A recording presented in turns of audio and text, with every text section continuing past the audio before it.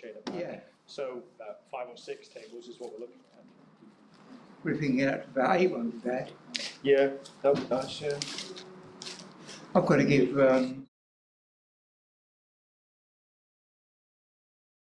speaker and microphone out. Oh yes, of course.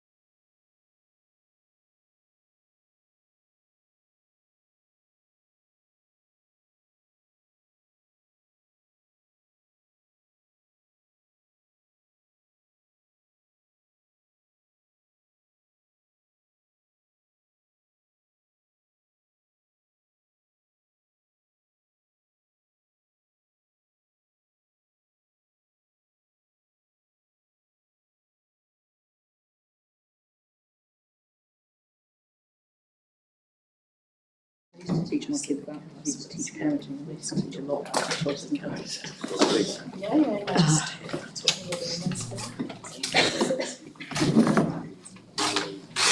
Okay, sure. Okay, so where should I mention this? Town hall. Just if you would like to. Yes, fine. Just in case they travels. By all means, yes. Yes. Okay, brilliant. Oh, yeah. Well, Hello everyone and welcome to this full council. It is March the 16th and it is 7:30. Before we begin, I'm going to invite our Pastor Scott here to lead us in prayer. Okay, let's pray.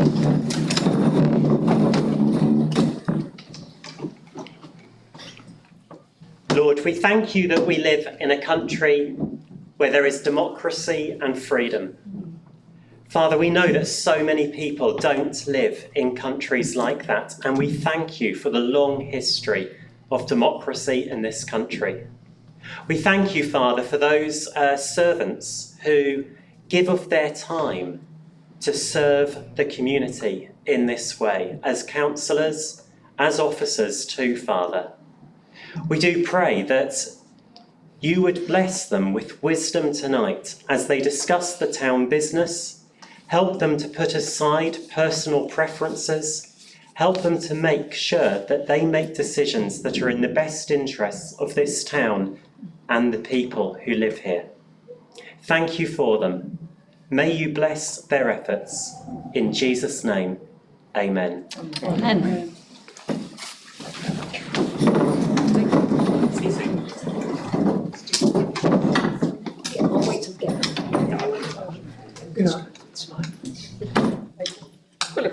I would also like to remind members to be mindful of the climate and biodiversity emergency declared by Royston Town Council when making decisions on behalf of the council. So for public participation, which we do have today, time will be set aside for members of the public to address the council on items of the agenda or any matters regarding diversity issues. A maximum of 15 minutes is allocated to public participation, and any individual member of the public shall have 3 minutes to deliver their statement. Members of the public should contact the chief officer in advance of the meeting if they wish to speak. Item number 1, apologies. We have apologies from Councillor Squire-Smith. Thank you very much. Item number 2, declarations of interest and dispensations. Members are reminded that they are required to notify the chair of any declarations of interest in respect to the business of any business set out in the agenda at the commencement of a relevant item on the agenda. Members declaring disclosable pecuniary interest must withdraw from the meeting for the duration of the item. Members declaring other declarable interest, which requires them to leave under the Code of Conduct, can speak on the item if members of the public are allowed to speak, but must leave the room before the debate and vote. Do we have any declarations? Oh, we do not. Okay, so none to grant. Item 3 then, minutes. To approve as a correct record the minutes of the council meeting held on the 19th of January 2026, minutes 81/26 to 105/26. Do we have any comments on that? Yes, Ruth. Sorry, I was asleep. Yes, in the minutes under 104/26, talks about the proposed amendment, and it doesn't say who the proposer and seconder are, and that it's normal practice to name them. It's not required practice. It's not required, but it is normal practice, and I would like to ask for them to be named, please. Okay.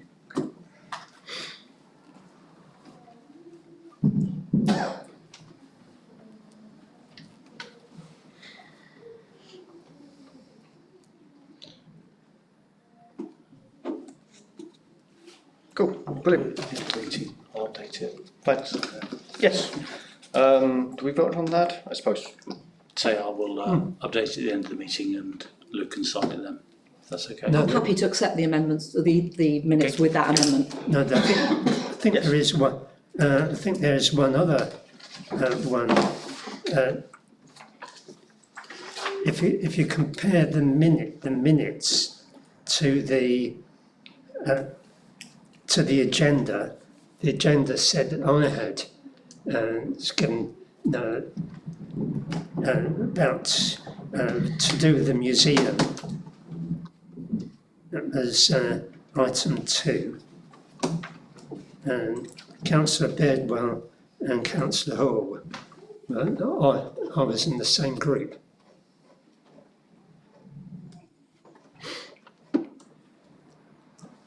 I wasn't allowed to take part in it. That was in the agenda.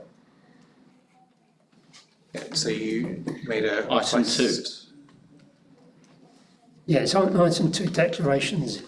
Chief Officer granted request of dispensation as appropriate. That was to do with him. Oh no, it's You at the further bottom. up. Sorry. Councillor Lockett requested Yes. through to debate. Yeah. Sorry. Just Yeah, yeah. happy with that? Yes. Okay, brilliant. Apologies for that. No, good to check. Any further comments? If not, I propose that we accept this with the amendment mentioned by Ruth of proposer and seconder. All those in favour? Oh, sorry, can I get a seconder? Thank you, miss. Okay, all those in favour? Brilliant.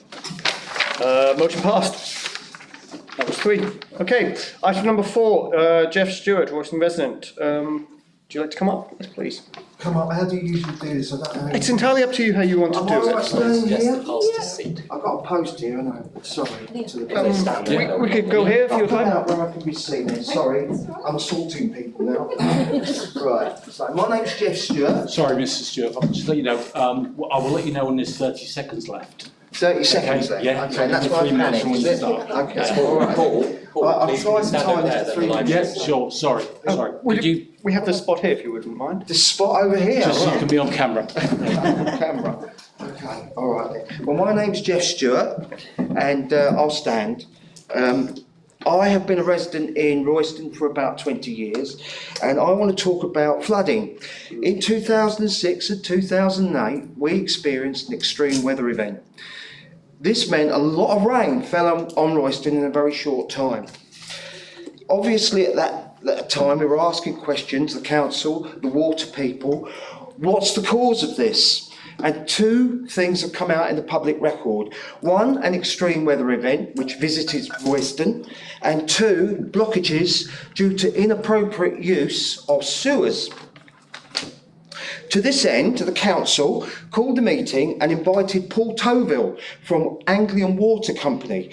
He said that a CCTV programme and jetting of sewers had taken place, that 4 tonnes of debris, fat, oils and grease was removed from 1 kilometre of sewer. The cost of this work was 20 grand. Mr Toville assured council that this exercise would be carried out annually from now on.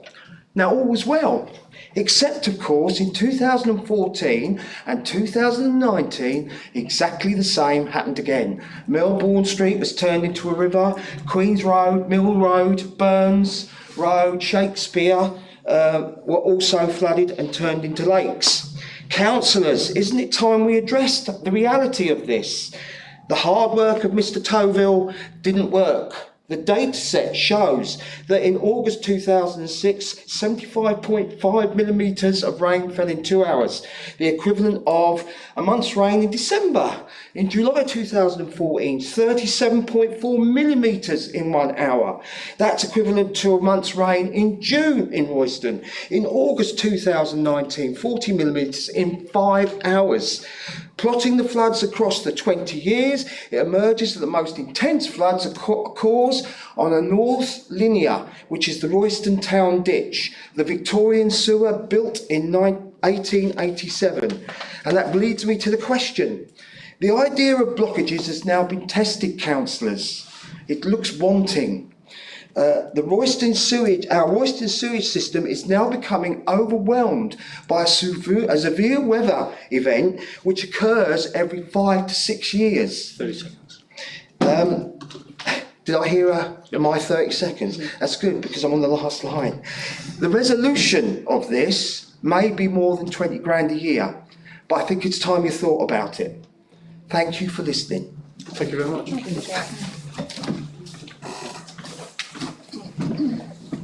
What's it for? Pardon? I would imagine so.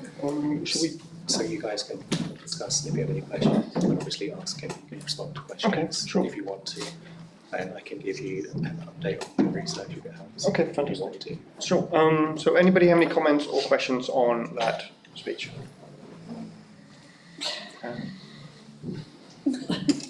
Ed, I think you go there first. So it would be interesting to hear whether the officers know anything about what we could potentially do about this, if anything, within the powers of the town council. That's my main question, really. Yeah, where this falls in terms of. Yeah.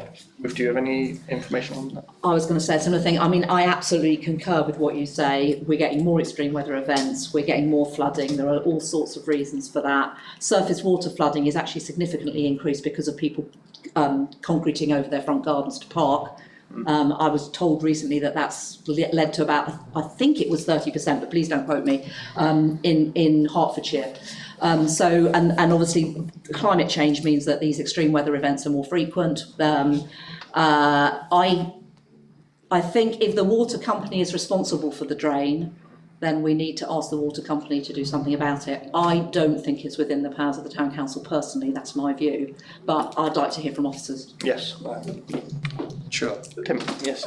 So in terms of for sewers and maintenance of them, there's nothing, unfortunately, within a town council's abilities in any legislation that I could find. The closest I could find was towards emergency flooding measures, which we are able to take if something were to occur. And the chief officer is able to spend money to limit damage without asking, essentially, because it's an emergency situation. But that doesn't refer to long-term infrastructure.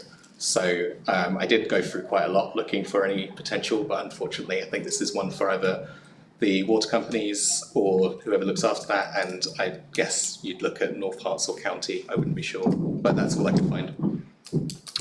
Yes, Tim. Thanks, Chair. Extreme event upstairs. Isn't it highways for the drains? Can anybody correct me on that, Ruth? So North Herts have got nothing to do with flooding. Drains, just to be clear. They're responsible for street cleaning.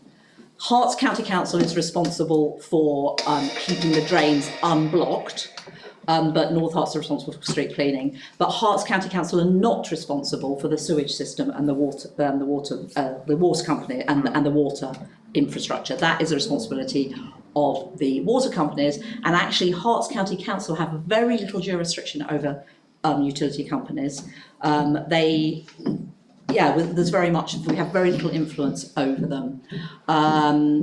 So I think the way forward would probably be to get in touch with the water company and explain the issue and say that it's not been maintained for a long time. The population is growing, of course. Where North Herts can do something is they can put planning conditions in for new developments around improving the sewage infrastructure. Hertfordshire County Council is the lead local flood authority, but it's not actually responsible for the water company infrastructure. So it's a bit complicated. Makes sense. Mike, please. Thank you. Well, the company that supplies the water, I can't think their name. Anglian. Affinity. Affinity Water are the company that supply the water, but they are not responsible for the drainage or waste. That all goes to Anglian. The Cambridge Water Company, I No, believe, or which is Anglian. And we pay rates to that, or water rates to them for the disposal of our wastewater. Would it be worth, in the circumstances, writing to Anglian Water to see if they can do anything to assist us? We were just discussing that, and I think, of course we can. I think we can write a letter on behalf of the council. That's yeah. So, Mr. Stewart, if you'd like to liaise with myself with the information you have, and we could put together a letter on behalf of the council. Can I write your name down? What's your name? Yeah, it's Paul. I'm the chief officer. I'll speak to you afterwards. Okay, chief officer. That's I remember that. And the Paul, council. chief officer. Yep. Okay. Yes, Ruth. I propose that the council resolves to write a letter to Anglian Water Company regarding the maintenance of the sewage infrastructure in Royston. Okay, I'll second that. Any comments before vote? Mike? Could I also suggest that the whoever looks after the drainage also reminds the restaurants of the town that they shouldn't be disposing of their waste fat down the sewers, because this also helps block the pipes, which also causes flooding. Yes. Yeah, that would be illegal, but Yeah, in that case, may I suggest that the bid rights to the business owners on this matter, to remind them they should not put their waste fats down the sewage, as it is blocking drains and causing flooding in the town. Tim. As a point of advice, we can of course request the bid to make contact with businesses, but that doesn't give them any requirement to do so, because obviously they're not part of our framework.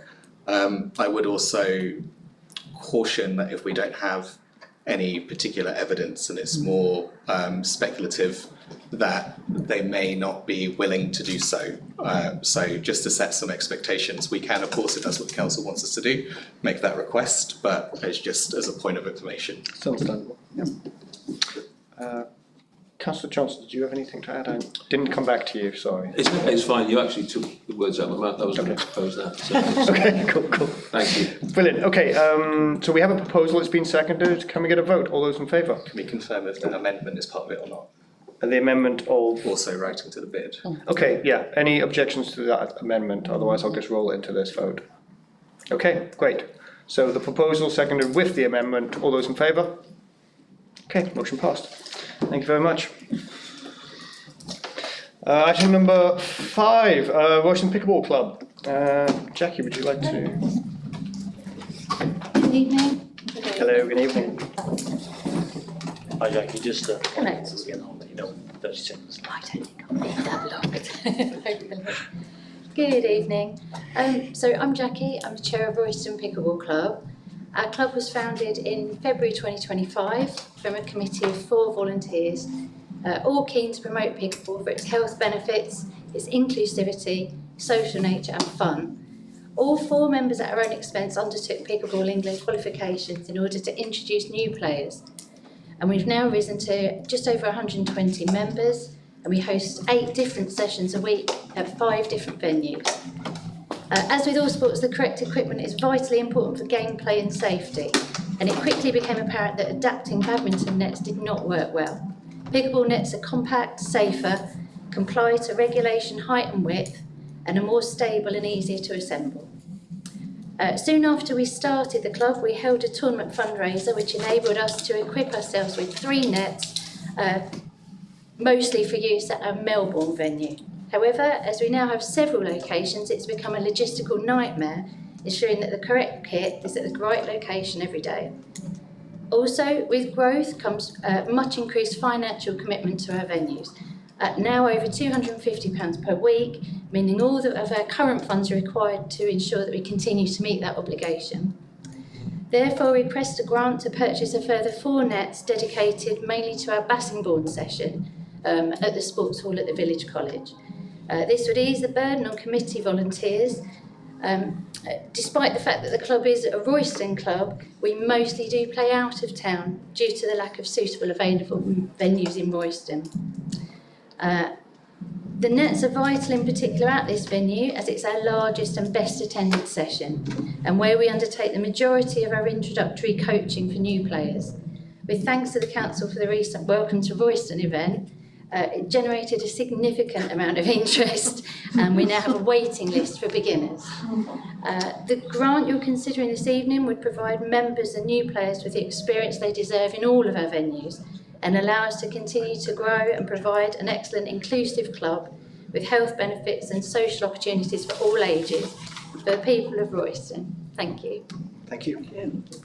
Do we have any comments or questions? Yes. Well, first of all, can I congratulate Jackie on the pickleball club? I remember going when you first started down at the leisure centre. Unfortunately, I can't play, but you've grown so much, and congratulations for what you've done with Thank you. growing this club.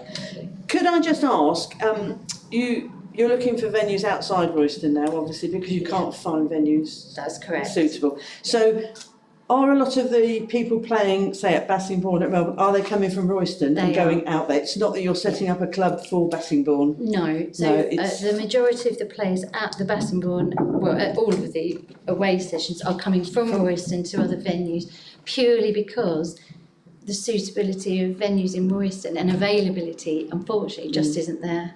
Right, thank you. Yeah. Thank you for that. Any further questions or comments?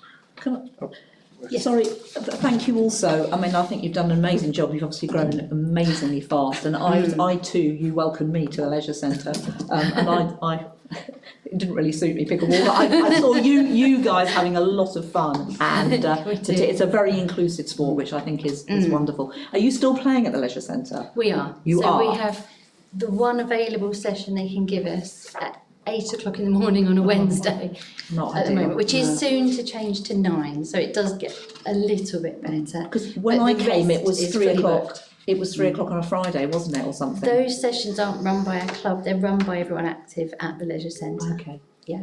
And do you? I heard that they were going to put pickleball lines on the tennis club courts in the Heath. Which they have done, Do and you which use that? we are invited to play on, and we do play on those. Yes. Okay, thank you. Lisa.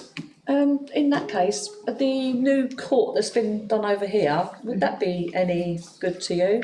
We did approach the council about putting pickleball lines down. I don't believe it was feasible at the time. Okay, that's That was maybe the something feedback we else to had. think about. I mean, that would be Yes. be nice when the weather gets better for out We've there. also previously approached the council about the facilities at Studlands Park. Okay. There's a tennis court there which would, in the size of one tennis court, you can fit 2 pickleball courts. So where you can have the maximum 4 players playing tennis, you can have 8 players playing pickleball. Unfortunately, the surface at Studlands Park is just not viable anymore. It's not suitable, it's too dangerous. Okay. But we were told there weren't any funds for redeveloping that site at the time, or for making good repairs to the site. That's maybe something we could look into over at the park here. It'd be like an ideal place for you, wouldn't it? It would. Yeah, give you that space. Thank you.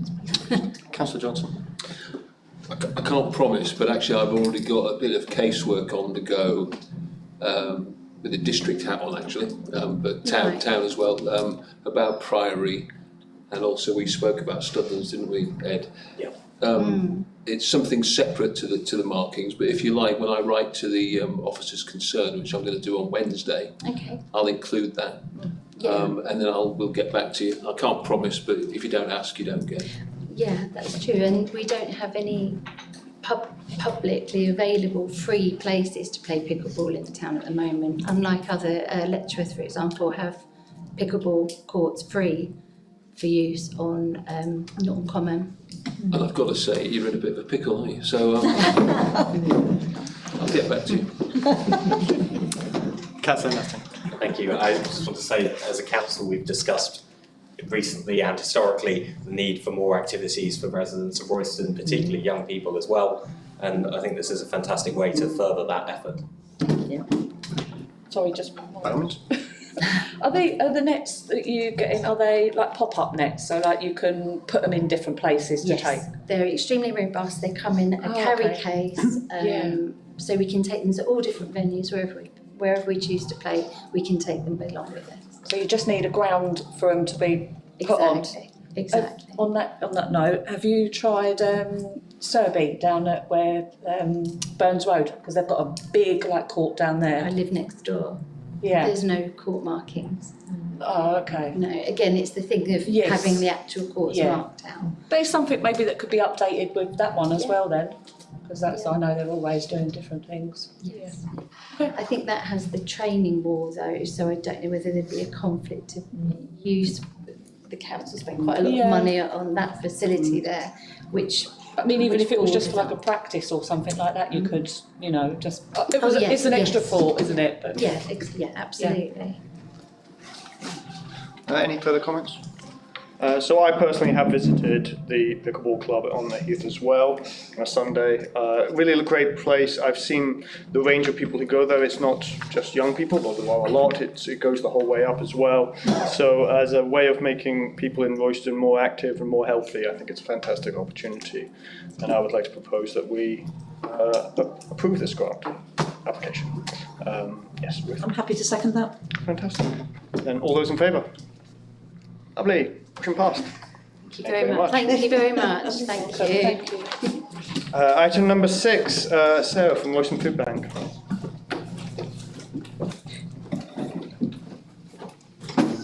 Good evening, everyone.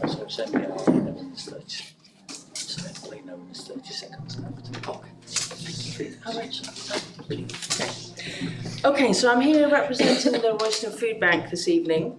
We feed about 45 to 50 households per week, 2 sessions on a Wednesday and a Saturday, 9 to 11. We serve about 1,000 tons, 1,000 tons, that can't be right, 100 tons a month, which amounts to about £150 a delivery. We have 2 deliveries a week, so £300 a week on food. We have an income of about £300 a month. So as you can see, there's quite a large shortfall. We do get donations from Tesco. However, the donation bank that you see in Tesco, we don't get all of that. We get a portion of that, and it's shared with other food banks in the area as well. So as you can see, there's an ongoing need to apply for different grants. We've been very grateful for a number of grant funders in the town, like the William Lee Charity, for example, Brian, Leslie, Rachel, and we've come to request a little bit of support from yourself. So we serve a variety of different people that live in Royston and the villages and surround, and they are referred to us by places like the Job Centre, the NHS, the Housing Association and the Probation Service. So we have single parent families, we have elderly people, we have a wide range of people that need our support, and we are really happy to do it, but we do need ongoing support from different grant funders in the town, and that's why we're here to request your help. Thank you very much. Yes, Councillor Johnson. Really worthwhile, obviously. It's great to hear what you're doing. Could you just clarify, I'm sorry if I've missed it, but what are you actually asking for, amount-wise? I'm asking for the maximum, which is 500. Right, okay, thank you. Just another point, Chair, if I could. Johnson Matthey, entities like that, have presumably you approach them? We ask all of these people. So, for example, we go through a few thousand in the year, as you can imagine. So it's an ongoing process. It's my role to fundraise. Yeah. Okay, thank you. Yeah. Yes, obviously. I mean, I know this service quite well because it used to run out of the old schoolhouse. And now it runs out of the Evangelical Church building, as I understand it. And just had the pastor from the Evangelical Church here. It's run by across different people from across the town, I presume. Yes.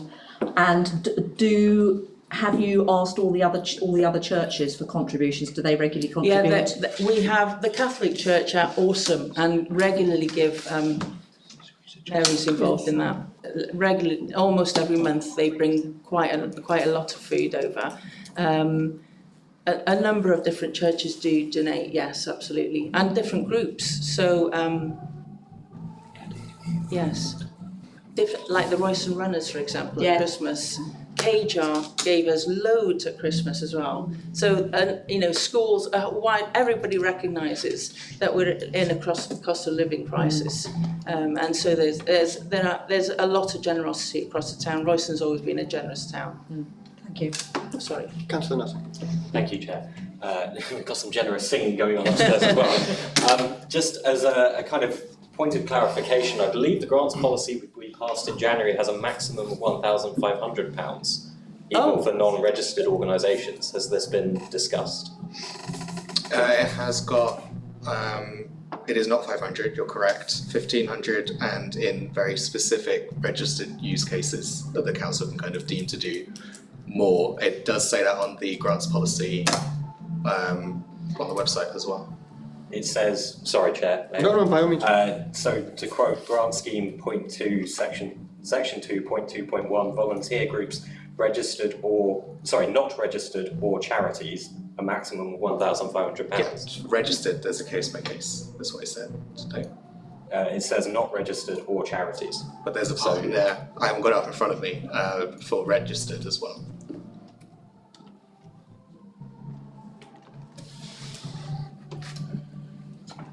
We could maybe look at this later. I'm just going to say that I can't find a reference to registered I'll go have a look. other than in excess of 1,500. So I think we're talking about the same thing there. well, I was saying that, as I understand it, the advice you were given was the maximum was 500, but I'm saying the actual maximum was 1,500. If they're not a registered organisation. Correct. Yes. Even if they're not. If they're not a registered organisation. But if they're a charity registered as well, they can. Yes. It's either way. 1,500, yes. I'm not sure what you're asking now. I'm asking, why have you set yourself at 500 when there was the possibility to ask for more? That wasn't anything from my... No, that's it's an open question. not getting anybody into trouble here. No, not at all. It was on the website, I think, at the time, when I checked. So the previous policy would have said So, 500, so that may well have been on the website Okay. Well, thanks for your clarification. Yeah, this policy was passed in January and Yeah, so under the policy at 2.1, the grant scheme is for grants of any value, however, unless it's in exceptional circumstances, the council will limit grants under the following. And then volunteer groups not registered or charities, a maximum of 1,500, registered organisations or charities, case by case basis. I see. Councillor Johnson. We had something similar recently, I think, didn't we, with the alcohol support group who came in Flip side. asking for a certain amount and we gave them more. So can I make a proposal or amendment, whichever you like, that we establish exactly what the maximum is and we adjust that upwards to, if we're going to agree and vote for you, to give you the maximum amount rather than what you're asking for. Thank you. I think it's a very nice proposal. Councillor Harrison. Thank you. I was going to say more or less the same as Tim. If we were able to increase this to 1,500, I think it would help a lot more people who are in need of the help. I'll come to you after that. Paul. So on a case by case basis, the council can do that. Okay, thank you. Councillor Brown. Can I ask the officers what is left in our grant fund? Yeah, so I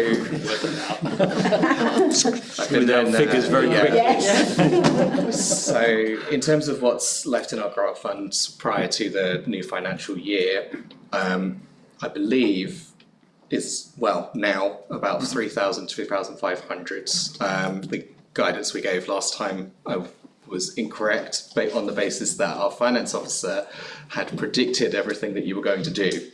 And the figure I had was with that prediction. So I've just retrofitted and worked back forward. So I think, call it safe, about 3,000 to play with. Councillor Adams? Yeah, I say about that. I agree with everything, but the only thing I was concerned or wanted to ask is obviously the other shops that are in Royston. We've got Aldi and Marks and Spencer's, and I mean I know because I've worked through the food bank as well, and I know that's a process that something that I would like for them to bring to the table to support, because people do actually put into that. And I don't think they realise that that goes to Letchworth or wherever else. So for myself, I mean, it's great, and I'm sure we're all going to be happy to, put that grant forward. But that's something else that should be, because they're Royston people, and I know myself, you put into that basket and it's going to another town, and we're crying out for that. So for me, that would be something that I would want to be. Well, I appreciate your comment. It is a difficult one because I think that directive comes from head office for those obviously huge companies. but we appreciate anything that they give us. Yeah, Yeah. but you have to apply to Aldi because I actually spoke Yeah, to them. So it's something that you need to go through Yeah. to inquire about it. And I mean, whether it's half and half again and they still carry on, but that little bit, because like Tesco's do. Yeah, yeah. So and maybe even Marks and Spencer's Yeah. might come along with something as well. Yeah, yeah. So I know it's something, a process that you have to do through the food Yeah, that's bank fine. Yeah, to yeah. do it. Yeah, thank you. Yeah. You're welcome. Councillor Johnson. Just another quick point of clarification, that those reserves, am I right in thinking on the new financial year in April, they'll be replenished? And roughly what amount are we talking about that will go in then, do we know? Yes, 25,000. Okay. So we've got, that was what the council requested for in the budget. so we've got £3,000 or so for the next couple of months. Yeah. Well, I propose we give them the maximum. By all means. Okay, who would like to second? Councillor Adams. So yeah, I'm very happy to hear that the generosity that the food bank has got from around Royston, and I think this would just be us doing our part. So, all those in favour? Can we specify what the amount's going to be? For 1,500. Yes. Okay. All those in favour? Motion passed. Thank you. Item number 7, HAPTC meeting report. Councillor Harris. Yes. You don't need to stay if you are. Sorry, school Councillor. Yes, we had a meeting of the HAPTC Executive Committee on Friday morning. The county officer, Karina Helm, is retiring at the end of this month and will be replaced by a lady by the name of Nikki Bugden as the county officer. Nikki is at present the parish clerk of Hartingfordbury Parish Council, and as a result the office of HAPTC will be moving from Kimpton, where it is currently located, to Hartingfordbury. The telephone number will remain the same because that is a mobile and it will be transferred over to Hartingfordbury. And Sue, the clerk, the secretary there, she will be standing down in June. She should stand down in March, but she's going to stay on the next 3 months to help the new staff taking over from herself and Karina.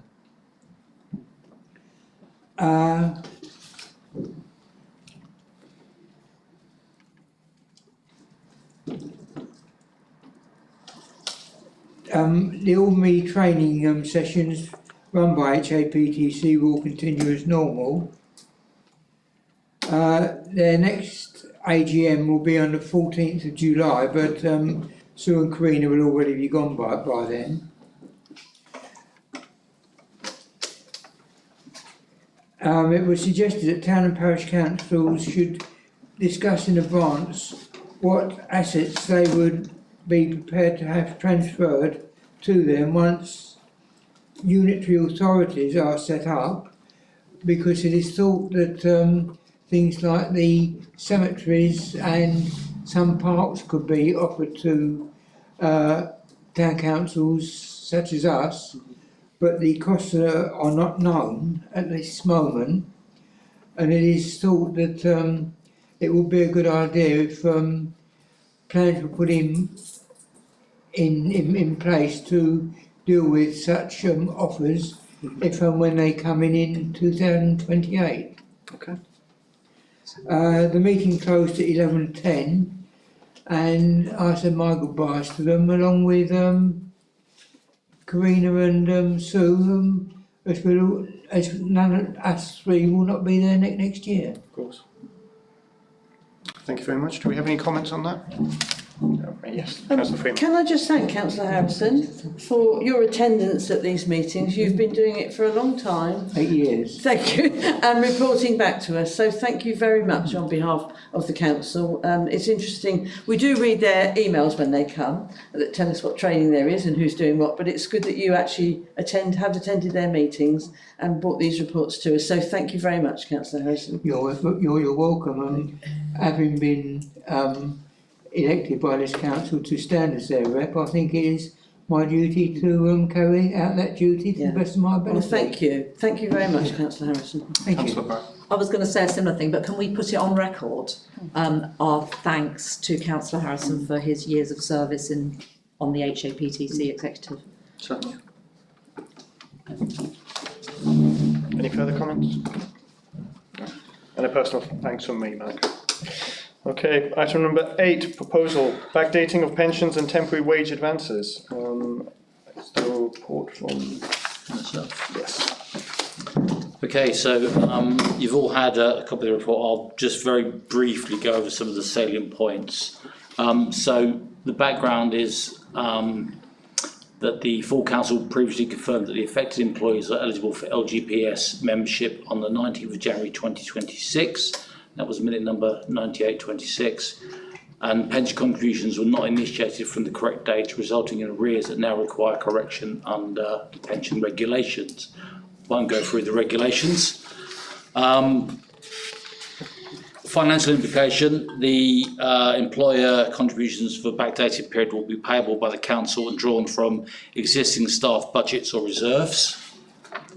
You've, I'm sure, all read the recommendations. So to approve the backdating of the LGPS pension enrolment and contributions to all affected employees to their individual employment start dates, authorise myself as the RFO to calculate and process all employer and employee arrears, liaising with payroll and the pension administrator, approve the issuing of temporary wage advances to affected employees to cover their employee pension arrears, repayable over no more than 12 months interest-free, and require that repayment agreements be signed and all transactions be reported to the Finance Committee in accordance with financial regulations. And then lastly, to delegate implementation of the above decisions to myself as the RFO and Chief Officer. Thank you. Councillor Brown. A couple of questions. Firstly, how much is this costing the council, or is that confidential information that you can't share? You can't share that. Okay, fair enough. Secondly, I wanted to ask what happens, so resolution number 3, what happens if an employee leaves before the 12 months are up and is still owing, has not repaid all the money, and the final salary payment does not cover the wage advance that is owed? I would have to ask the pension advisor about that. It is a risk, though. It is a risk. I will ask the question and I will give you an answer. Because we need to obviously be able to recoup that money. Yeah. So, I mean, I support the idea of, you know, we don't want our council employees in hardship. I absolutely support regularising this and giving them the pension they are entitled to.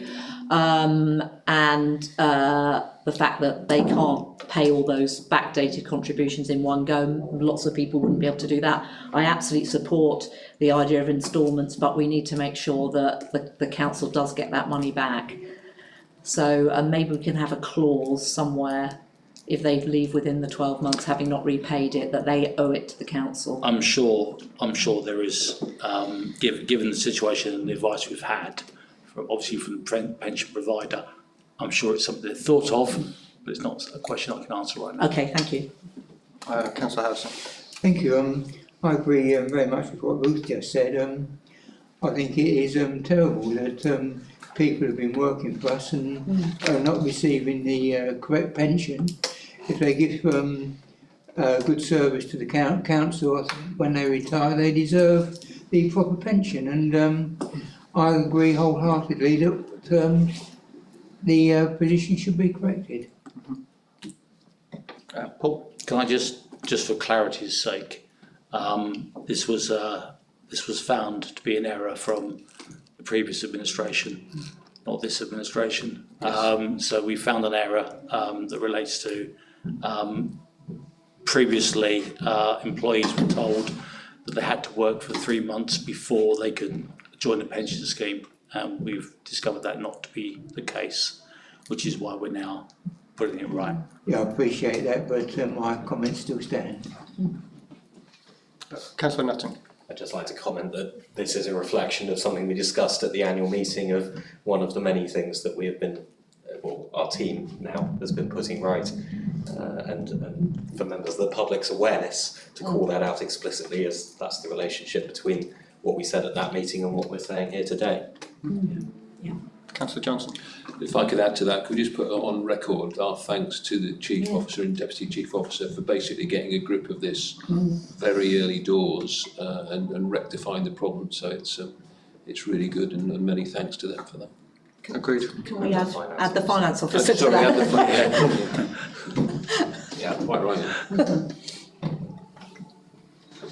Okay, thank you. And yes, thank you for your continued diligence, everybody involved in this, in terms of fixing the state of things when you arrive, shall we say. So we probably, I think we need to have an We amendment. need a resolution. But what we can have is an amendment, a resolution with Oh, the yes. amendment. With the resolution, the amendment of what, thanks? That there's a payback clause. Oh, yes, of course, sorry, Well, yes. Assuming that's what the council wants to do, but we need to have a minuted resolution to be able to process it. Makes sense. Okay. I propose that we add a payback clause to number 3. I'm happy to second that. Brilliant. All those in favour of the amendment? Brilliant. And then all those in favour of the entire thing, which I think we have to do, and it's part of us writing all talk. Who's proposing and who's seconding? I'm proposing. Okay, I'll second it. Thank you. All those in favour? Motion passed. Item number 12, Royston Town Council Risk Management Assessment 2026/27. Hey, Sean, it's you to speak on this point. Yep. So again, you've all been sent this in advance. This is an annual thing. We had the risk assessment looked over by myself, the DCO and the financial officer. A few amendments to last year's one. We also had Haynes Watts, our internal auditors, have a look at it as well, and they made one suggestion, which we've added. So it's there for you to discuss. Councillor Nutting. Thank you. Obviously, this is an important thing for the councillors to undertake, and thank you for doing it. My question is, are there any implications from the changes for the level and type of insurances that we should be holding as a council? No. I'm just thinking, no. There is going to be slight change. No, I can give slightly. I can be slightly more informative than that. So I've been going over the insurance ahead of the renewal on April 1st in the last week or so. I was actually on the phone with Zurich this morning. So the only thing that seems to need a current increase is for regalia. So we've done a sort of educated increase on the coverage for that. We did negotiate not having a change in the premium, and as a result, but next year it would go up by a tiny bit. So, you know, gains where you can get them, right? Otherwise, we haven't done any amendments regarding any of the potential works that may be done. The cave is under a different insurance due to a long other thing. It will get rolled into it eventually when that one runs out. Remember. Yeah, I won't go into detail on that. So currently, we don't believe there's any adjustments that need to be made on the policy, so we're going to be just getting that resolved this week, actually. Councillor Brown. So thank you for preparing this document. We go through it every year. I don't want to be critical, but I would have loved to see some track changes from last year, because it's actually quite difficult to go through and compare what has changed. You're saying that there've been a few changes, and it's been based on what someone's Haynes Watt have advised, and you know I believe you.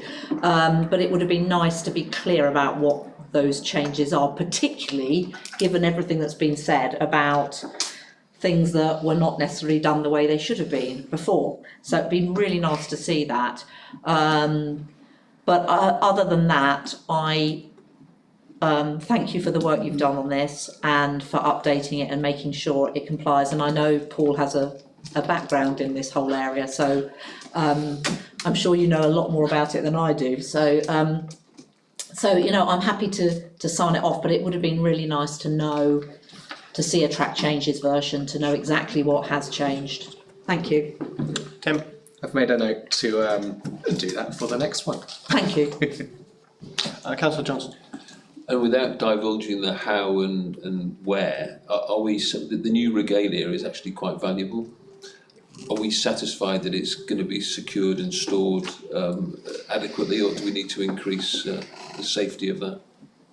So, with regards to the regalia, there's already a series of rules and places that it can be stored, etc., which is why it's typically held here in as locked of a place as possible, which we have, which really is at Paul's. Well, maybe I shouldn't say exactly where. Anyway, supposed to say locked away, tight, but specifically on the premises when it's not actually being used and worn. In terms of the price of it, that was based on what we expect the next one to cost from the approvals. So we should be all good on that front for now. So it's not under the mayor's pillow. We're happy. So very almost quite specifically, it shouldn't be under his pillow. No, when it's not in use, it should be in the council offices in a designated place that I would not like to disclose. My pillow. Thank you. Cool, thanks. Any further comments? If not, then I propose that we resolve to adopt this. Can I get a seconder? Councillor Harrison. All those in favour? Great, motion passed. Item number 13, the interim audit report. Haynes Watts. Paul, again? Yeah, give me 2 seconds.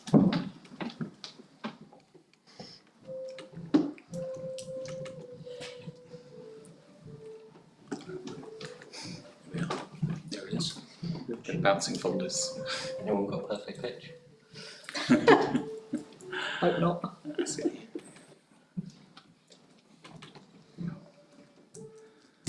Okay, you would have all seen the interim audit report from Haynes Watts. So I won't bore you by going through it, but what I would like to say is last year Haynes Watts were here for 4.5 days because of the issues that were uncovered. This year they were here for 4.5 hours. So it's more like 3. Well, probably nearer to 3, yeah. And I spoke to the auditor, who was perfectly happy with everything, and also commented on how well prepared everything was. So I think it's only fitting that the finance officer is again thanked for her work. Yeah.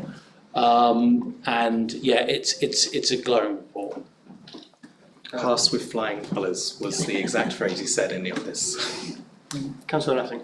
Thank you. So yes, huge thanks to the finance officer and everyone else involved in preparing this. Obviously that is a massive improvement. I don't know what the maths is from 4.5 hours to 4 days down to 4.5 hours, but that's a strong multiple. And it's about 24 or something, but 16 maybe. Anyway, so my question though is, previously we've had a situation where one issue was found and it pulled the thread and some further issues were found. The report is dated to 30th of September 2025. Can we take this as a council as strong assurance that all the issues up to that date have now been found, that there's nothing more to be found for anything prior to that date? By all means, sorry. The internal audit, as I'm sure you're aware, doesn't forensically look at the accounts. They take a broad overview. So whereas we've passed our internal audit with flying colours, I couldn't guarantee that we won't find an issue that the auditors haven't looked into. What I will say is that we are in a far better position than we were last year. So I'm quietly confident that we've dug out all the issues or potential issues, but I couldn't guarantee that we've got every single one of them. The internal audit will only look at particular items and particular things, and they take an overview, as you know, just an overview of the accounts. So as much as I'd love to, I couldn't hand on heart guarantee it. Okay, so we can take it with quietly strong confidence, but it's not a guarantee. But fair enough. Yeah, they haven't looked at every record. They've done their sampling technique as usual. As sure as one can be with such reports. Councillor Howson. Thank you. I believe the Finance Officer has done an excellent job this year. May I ask that this committee, as a whole, sends their entire thanks to Rachel for the excellent work she has carried out on our behalf. Yeah, second. Councillor Nutting. So I'm not sure whether this is within the bounds of what we're allowed to do, but I know our finance officer has worked incredibly hard, far beyond what she's paid for, frankly. Yes. And has a number of days holiday yet to take, for example, either in lieu or whatever. Might I suggest that we put a number to our thanks as a small thank you payment for that effort of going above and beyond, if we're allowed to? I believe I can. Yeah, that would be staffing, but I think we would agree with the principle. We'll have to. That becomes quite complicated because you're talking about discrimination and fair treatment, and I think if you'd like to propose that we look into it, what we can do, we can report back and see whether it's possible. I would, in which case, that's what I propose. I would propose that our chief officer look into what is possible with regard to recognising that effort and Councillor Brown. Are we proposing monetary or time off type of award? I think we're being intentionally vague on that Intentionally vague, because I would certainly want to make sure that she takes the time off that she's owed. so that's what I've definitely been doing that. Right. I've been almost mandating that she takes time We've been off. banning her from the office. I'm asking that we recognise not just what she was already owed in the way of time off, but actually the fact that she put in such a phenomenal effort and has worked weekends and things like that. It's, that takes more of a toll than just the days that you haven't taken. Yeah. But yes, it's open-ended. Councillor Johnson. I think it's a really good idea. I think it's just got to be a little bit careful setting a precedent, really. But I think I support it.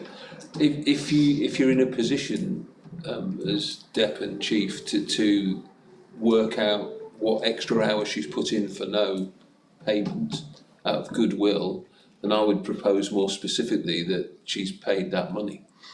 So, for example, if you can, even if it's roughly equate that she's done 18 hours extra of goodwill, I think we know exactly how much she's putting extra hours. Yeah, but she hasn't been paid for that because it's.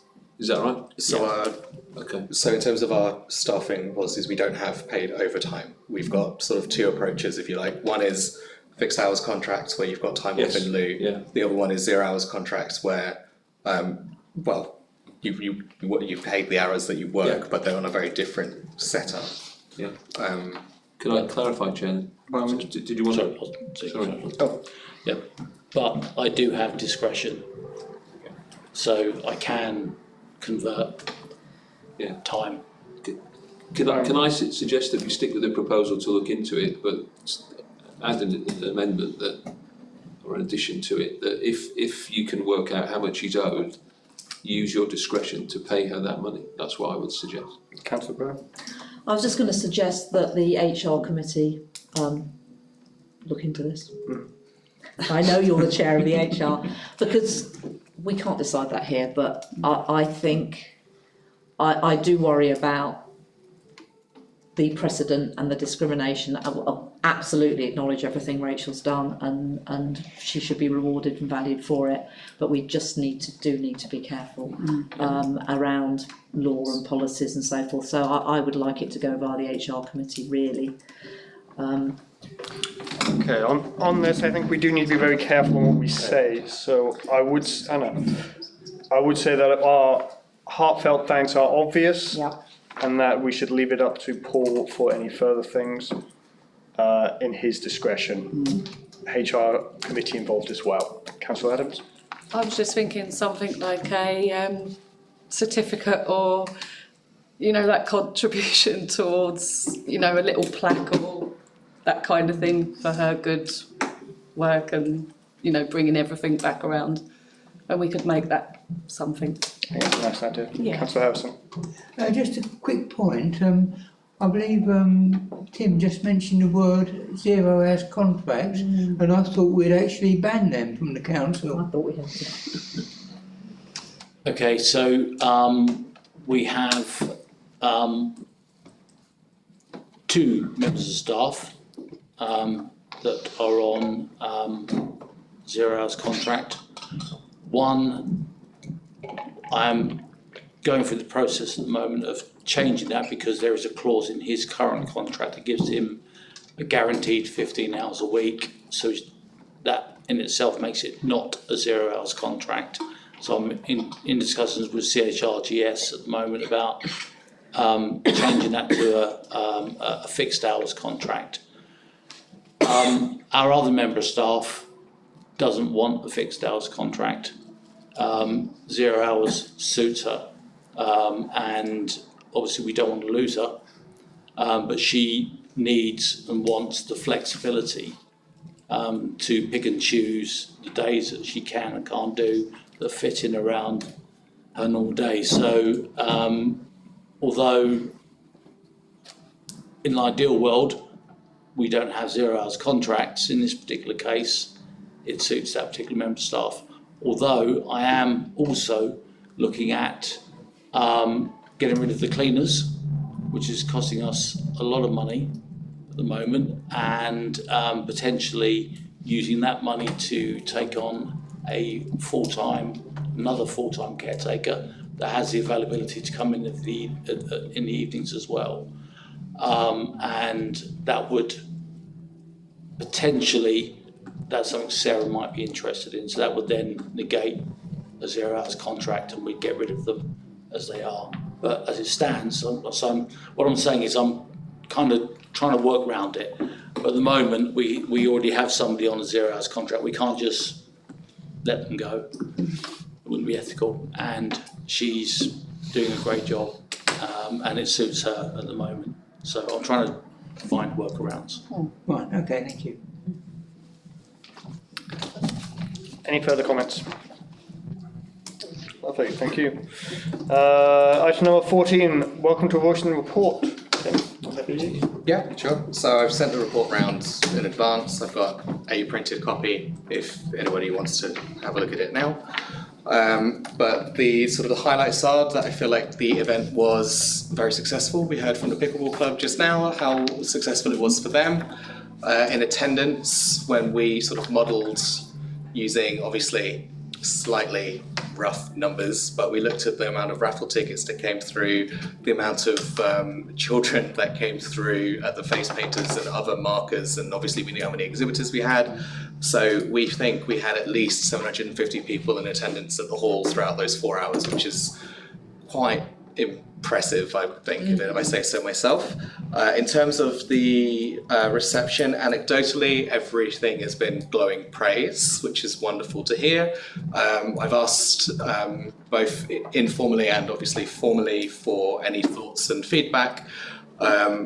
Having the horse box outside actually helped draw in people who hadn't heard yet, because the horse box is somewhat of a iconic feature point in the town. So when people see that Jenny is set up, they realise something's happening. We even had people who were driving past park up and come round to find out what was going on, which is a fantastic thing to have heard. The clubs themselves, I had about 30% of them respond to my survey. All of them were super happy. You can see samples from the data. Well, actually most of the data, I just took samples and condensed the comments to make them easier to read. And people were very happy with the amount of space they had, as well as, everything that we did. They were happy with the reception. they gave praise to the team at the front door who helped give guidance, etc.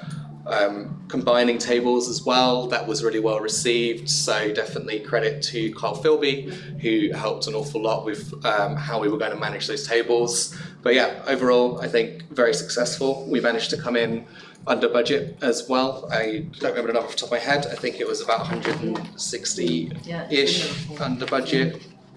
I've got it there. Oh, 163, the ish of 10.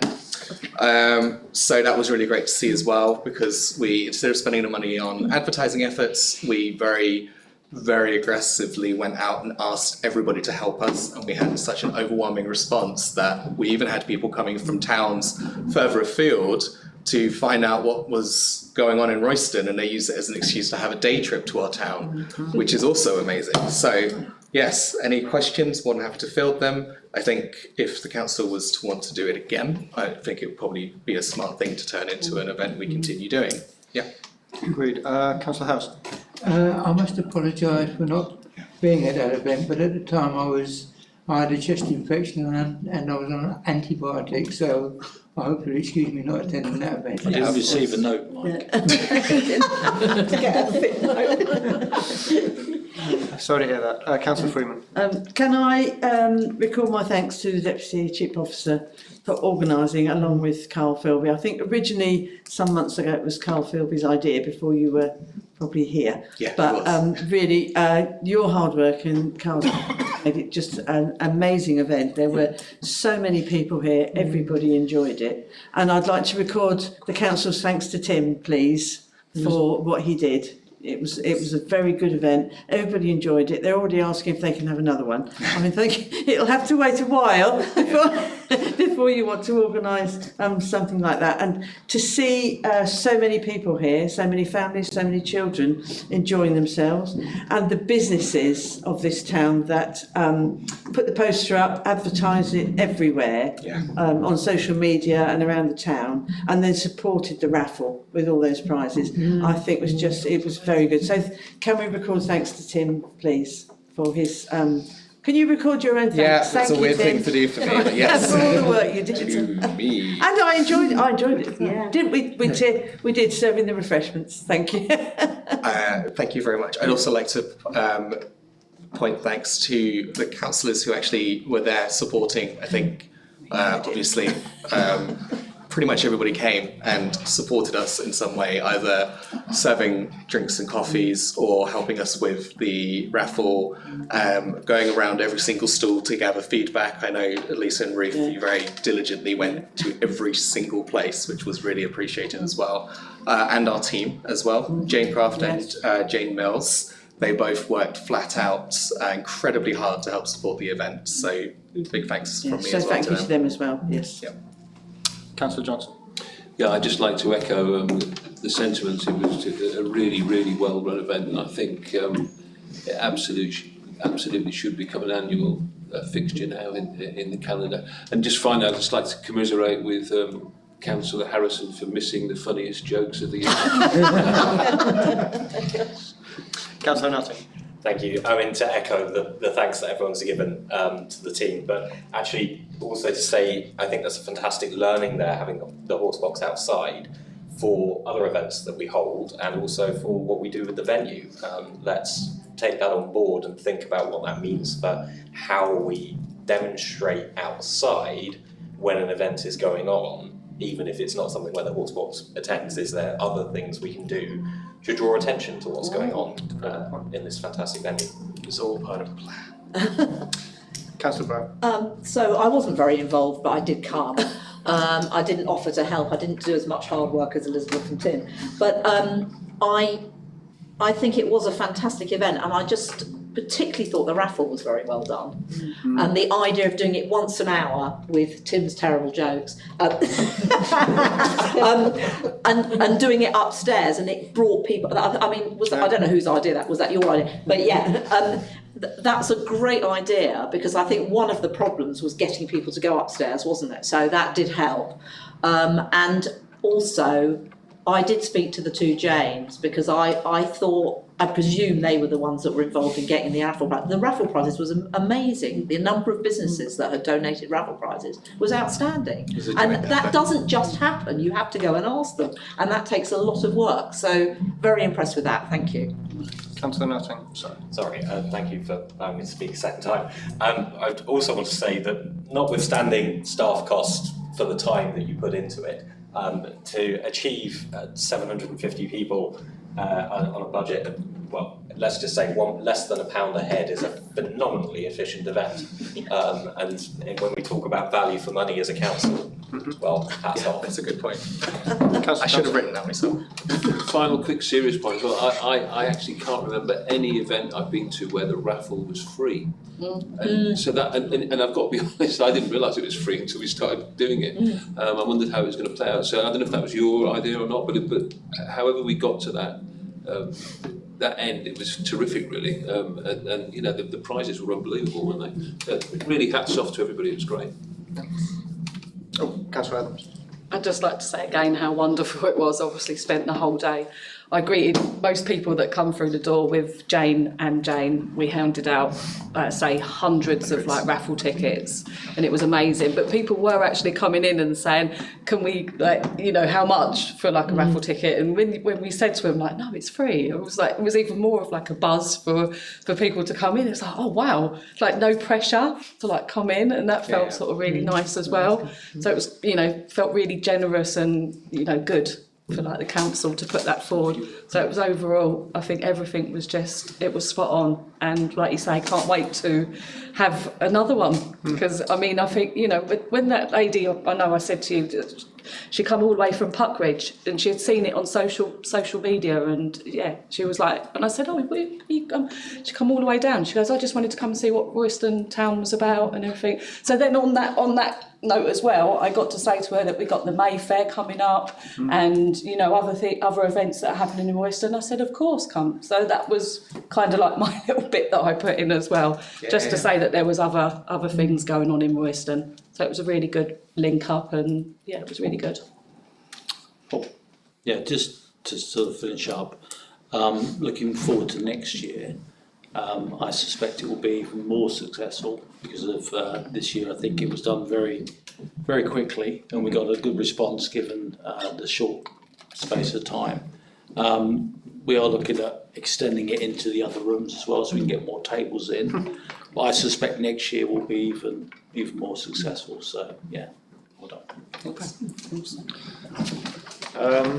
Then yes, I think it's one of the best things we've ever put on. Well done to everybody involved, councillors, staff, and everybody here. So well done, everyone. Best day ever. You can put that down for me. Yes. So far. So far. I like that. Yeah. But I don't think you get any more money. And I truly hope that we do another one next year. I think that'd be a great build on it. Item number 15, voice and stage report. Tim. Okay.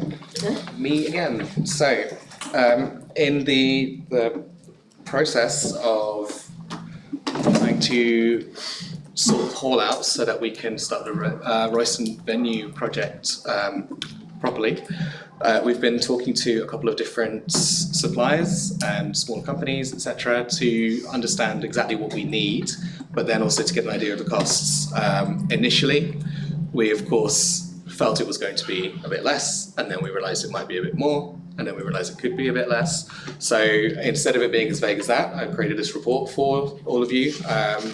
There was one typo which is important to point out because it's a very small but important one. This is such as parts lights on page 3, it actually party lights rather than part of the lights, which it could be read as quite easily. So thank you very much, Councillor Lansing, for bringing that to my attention. But yes, otherwise, more than happy to discuss any of the specifics from the reports as it goes through. I'll run sort of through to the options. We've got two processes we can two options we can run forward with, in my opinion. Option 1 is basic safety. So from one of the suppliers, we essentially would replace the rigging and the drapes and make it a technically usable space.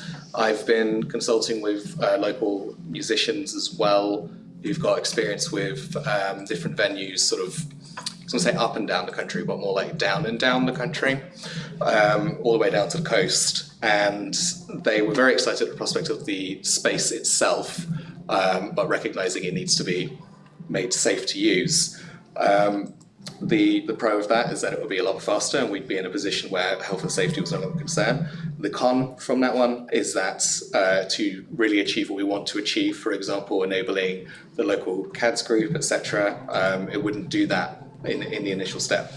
Option 2 would require a lot more investment. So while we have a certain amount expected based on the original venue proposal, we could work within those limits potentially, but there is also potential to move from that sort of 50 to 55 area up to sort of 70 to 80, which would completely fit us out in terms of all use cases.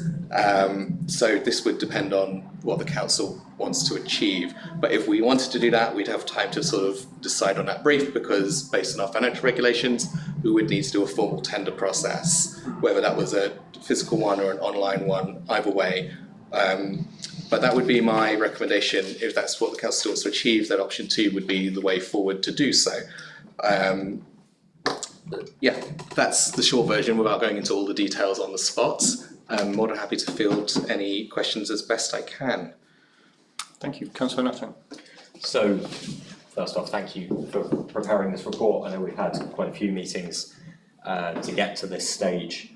So, I think it's quite clear to me, having seen more of the behind the scenes details, that the base safety option really doesn't get us to where we want to be for this venue. To be clear, it's not just about CADS. If we want to do something like a simple comedy night, the base safety option doesn't get us there. So it seems rather pointless to me to spend, £15,000 or whatever it is plus that, to then still not be able to actually do anything with the space. So from that perspective, I believe we very much do need to look at a tender process. I think it makes sense to set an upper limit of £80,000. That's in line with what we've seen so far, noting that we don't necessarily have to spend that much. In the process we've been through with the contractors we've spoken to already, they came up with a kind of all singing, all dancing quote, pun intended, and then were able to tell us, what would the lower options from that be. So just by having that upper limit there, it gives contractors a kind of guide, but it doesn't say that we have to spend that much. I do think it's important for us to kind of consider spending some of the reserves we have to support a full range of activities in the hall. As we've seen from Welcome to Royston, there's a large number of things that people want to do in this town. It's very well supported when we have the facilities and the capabilities to do it. So yeah, I'm thoroughly in support of option 2. Councillor Johnson. Yeah, thank you, Tim. Really terrific again for all the work. I absolutely advocate what Ed's just said. I wouldn't suggest just chucking option 1 in the bin, but to be honest, almost. I think it's absolutely has been worth considering, but it doesn't take us anywhere near where we want to be, and I'm firmly behind option 2. Councillor Brown. Likewise, I think we've made a big deal about the Royston venue. It's a huge project. We've talked about it all over the town, and residents really want films showing here, and they actually seem to be really keen on the idea of a more flexible option and a multi-arts venue. And it doesn't make any sense to do the basic. We need to be investing so that we can make it as good as it can be. I did just want to ask, I think I know the answer, but how much is it over and above the S106 funding? The one S106 I think is about 56,000, is that correct? So we're looking at putting, what? 54,500. 54,500. So we're looking at putting an extra 25,000 or so. Potentially up to an extra 25,000 out of reserves. And currently we have significantly more reserves than we are required to hold. Well above 25,000 is my understanding. Is that correct? 200,000. Yes, so it's well within the additional Yes, reserves it's we well hold. within the reserves. And actually, as we saw on Thursday night at our town meeting, we need to show the public that we're using our reserves for the good of this town and using it to upgrade the hall so that CADs can use it, so we can have comedy nights, dance nights, etc., etc., is really important. So I thoroughly support option 2. Tim? Just to confirm, yes, your reading of it is correct, with about 54,000 approximately from Section 106 funds being available specifically for the town hall. Yeah. So we would foresee absolutely zero issue with using it for this exact reason. It would be whatever is decided on top of that, depending on the brief that we put for tender. Councillor Freeman. Sorry, I just want to say, if we're going to do this and get this venue up and running, we're going to do it properly. Yes. Not, I was going to say something, I'm sorry, rude then. You call yourself. I say half cocked, that's better. But I do think covering it with whatever covering the stage and making it safe, it's no good at all. We want to get this up and running, the plays, the streaming, the filming from some of the theatres in London that you can go and watch at these places, not just the films, music venue, everything. And I think this has got to be done properly, and this is our one chance to get it done properly. So I'm in favour of going out to tender and spending more money. Councillor Harrison. Just one point, the cinema equipment, the seats, projector, and that are all owned by the bid. Have we made arrangements to purchase it from them yet? Yes. I'm currently in discussion. They want £7,000 as it stands. I want to pay them nothing. So we are currently discussing coming to some sort of arrangement, which we brought to council. It makes perfect sense for us to own them, but their value to them as it stands is pretty much zero. They can't sell the equipment, it's no good anywhere else. So it puts us in a strong position for negotiation, but it also means that if they're stubborn, we're going to hit an impasse. I'm hoping that they will agree to donate it to the town. Good. But again, that's an ongoing thing. I can say because there's not much we can do until we actually own that equipment. I wouldn't say that's the case at all, because with the cinema equipment, either way, there's very much an ongoing understanding of being able to use it regardless of ownership. Same goes for the seating that is there. And we know that it's in a condition that can be used. We know that it's at an end of life condition as well, but we're very strongly aware of how it can be used. The adjustments for Hardwick Hall would make it capable of doing everything rather than only cinema, which is currently where it's at, pending servicing, etc. A note on the S106 funds as well, just for complete transparency on it. While we wouldn't expect there to be any issue, we do still need to apply to to North Herts, and there's a potential for them to say no, but it's incredibly unlikely given that those funds are explicitly only to be used on this building. But you need that information. The other thing I was going to ask. Chair to decide. Ed's next. Sorry, Mike, we'll get there. So just to say that in my view, this tender process is a parallel exercise to the seating and the cinema and getting a film shown and launching the venue. We want to be able to do these things, but this tender process and the works that follow will take a substantial amount of time. It would be lovely if it all gets done this year, but we certainly should be able to complete the maintenance and hopefully the negotiations with the bid, hopefully they're supportive and help us move this forwards.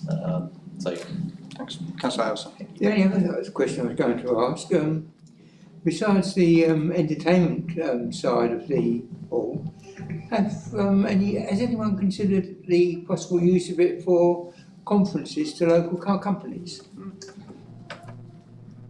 Oh, sorry, Paul. Yes, we're looking at all possibilities. Everything from live events to cinema showings to streaming to conferences, talks. Yeah. Oh, Tim.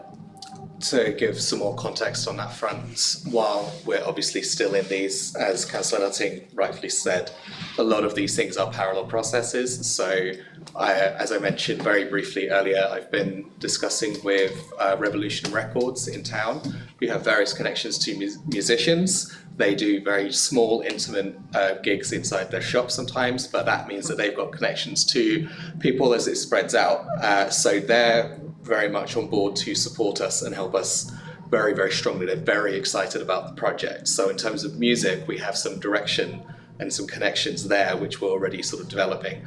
In terms of on the comedy side, I've been reaching out to a couple of my own contacts who do comedy nights in different parts of the country as well, so that we could try and work with them. We've also been talking with different businesses, like Paul said, so there's a lot that we're already exploring to be able to create a packed event schedule, not just one thing. But obviously then that's why I think option 2 is the recommendation. Councillor Adams. I agree with everything that's been said, and the option 2 does seem, it is the only probably option to go for. I was just going to say, before, I know when we had the cinema, we didn't always get the the new films that were coming out. I thought there was something to do with the legal side of that. I just wondered, this is for you, Ed. If I may. Oh yeah, Councillor Nutting. So you're absolutely right. The way you book films is actually it's a professional role in and of itself. Part of the proposal we voted through in January says that we will need a kind of a contracted hourly film booker as a professional role. There are all sorts of rules around that. We effectively classify as a community cinema, which means we're not eligible to get blockbuster releases on day one. We have to wait 2 weeks. Yeah. And then you have the lockout for streaming services is something like 5 weeks, 5 to 6 weeks these days. It was shortened. So we end up with only a 3-week window in which we as a cinema are showing the film and it's not on streaming services. So that's not something we can get around. One of the things that a professional booker will do is negotiate the rates in that license, and that is an art in and of itself, I understand from people in the industry. So that affects effectively what percentage of the ticket price we then have to pay back to the distributor. Thank you. My brain gave up on the English language for a second. So that has been considered. It is something we have to deal with. But yes, unfortunately, we can't get blockbusters on day one, but we should be able to get them. One of the other things that was discussed that's relevant to this was the volunteer group, the Royston Picture Palace, not RIP group, as they call themselves, emphasised that previously South on Screen had been in complete control of the film selection. That had its own issues at times, and they were encouraging us to look at setting up a community group, if you like, as a kind of committee to help inform what films should be picked throughout the year. So that's something that we will continue to look at as we go forwards. Thank you. Councillor Lockett. Yes, I think it's another question for Councillor Nutting. I was just wondering what the timeline is for getting, say, the films being shown again. I think there was some talk from, I didn't trust my memory too much, but weren't we discussing having them in the first quarter of this year? I don't think it's... Yeah, you are right. I had hoped that we would be able to execute on it that quickly. It's that not might meant have... to be criticism. No, you're right. That might have been ambitious on my part, to say the least. So at this time, we don't have a firm timeline. I think the key thing, and actually next on our list, that Paul and Tim and I had a little list of stuff we've gone through to look at how we do this, and next is of these parallel tasks to look at the maintenance that's needed. We also need to kind of get to a conclusion with the bid and things like that. So while I can't give you a firm timeline, and I'm not going to sign our officers up to a firm timeline either, I think as far as showing films goes, we're looking at months rather than weeks, but certainly within this year. Excellent. Thank you. Any further comments? Okay, with that, I think that to put aside a large amount of money for an event or venue and then to not be able to do anything in it due to health and safety rules would be preposterous. So with that, I would put forward that we accept option 2, yes? Seconded, all those in favour? Lovely, thank you very much. One final note, there is a community cafe on Wednesday mornings, 9 till 11. Please advertise if anybody needs people to talk to or may need, I don't know, some social interaction, that sort of thing. It's there for anybody in Royston. Also, we've heard from the food bank, you know, if anybody comes to you in need, feel free to recommend that to them. Where's the cafe? Pardon? Where is it? It's Coombs, isn't it? I don't know. Coombs. This comes from the evangelical church, so perhaps there. Sorry. Thank you.